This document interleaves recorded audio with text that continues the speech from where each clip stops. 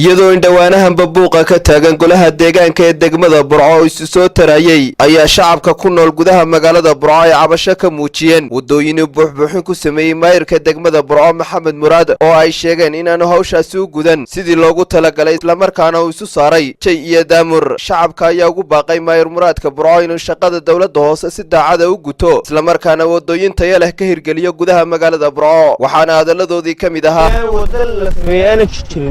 wadooyin wataas waxaan qadin mushamac taayirkii soo maray wuxuu qaanaya bad anagana wadno goobel oo isaaba si socdo xasaadba waxa uu sheegay maamulka inay mid noo sameeyo anigu waxaan nahay xaafada qasabka beeriyada xaafada qasabka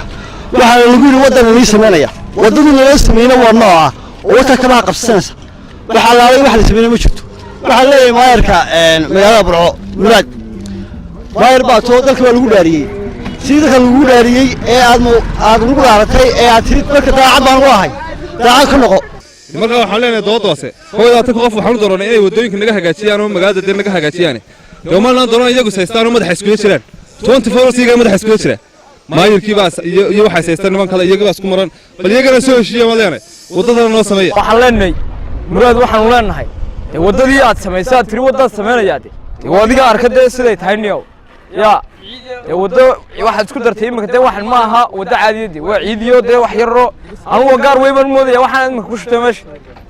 dadka adduumadoodii bay qaadanaysaa oo kabiib qaar badan kala hadhay gawadhidii qaar bay taayiradii ka gubtay waxan daamur ma aha iyo wax caadiye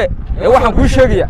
in wadada caadi sidii saxda ahayd ee maayirnimada lagu doortay in shaqadaada u qabato imika maadaama maalmo dheer cabashooyin badan baa lagu soo gudbiyo meelo badan baa ka cabanayaan waxa ka cabanaysa sariibadii xoolaha bulshadii dhammeed Burco ka cabanaysa wax lagu leeyahay laamiyadii ma hagaajinaysid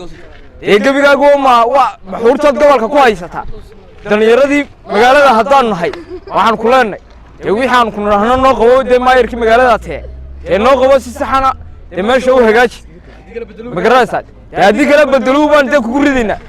intaasi kadib waxaan cabashada dadkaasi si wax uga ogaado isla markaana ka jawaabo eedeymaha loo soo jeediyay maayirka degmada Burco booqanay xafiiskiisa oo waqtigaasi albaabadu u laabnaayeen waayaal Xasan Saleebaan iyo Labiyam TV-ga caalamiga Somali News magaalada Burco.